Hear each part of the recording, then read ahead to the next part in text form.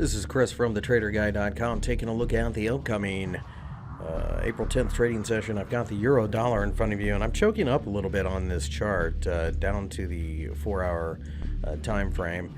I really think at this point it's almost impossible to trade the euro from the daily time frame with any type of, I don't want to say clarity, but conviction is probably a better word.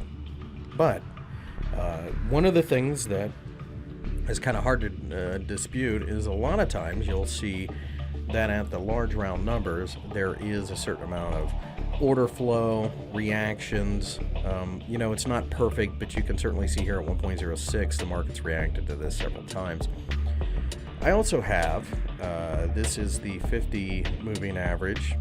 I'm going to go ahead and put the 20 on this. I'm not a huge fan of moving averages in and of themselves, but it does kind of give you an idea of what other people may be watching.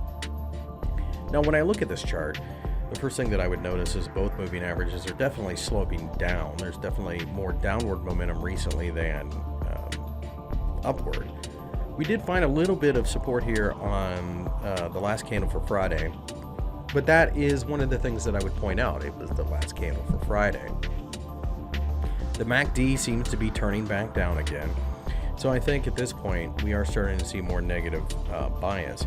So the way I look at this is somewhere around 1.06 and a quarter, I'll just call it 30 here, we should have resistance. So if we do bounce a bit, I think we're just going to roll right back over. Alternately, a break below the candle has me selling as well. I suspect that we're probably going to go reaching towards the 1.05 level. Now, we haven't opened yet. We could gap lower. Who knows? I know there's a lot of concern in the markets right now to various things. Syria, the carriers in Korea and everything else, and that tends to favor the dollar out of a safety trade. There's enough going on in Europe right now that I wouldn't want to own the currency anyway. So I think at this point in time, I'm going to be looking for a selling opportunity on a break below the lows of the Friday session, or a rally that shows trouble at about 1.0630. I'd have a stop somewhere around 1.0666. And like I said, I think we're going to go to 1.05. If we gap lower or break down right away, then my stop will probably be closer to the 1.06 handle.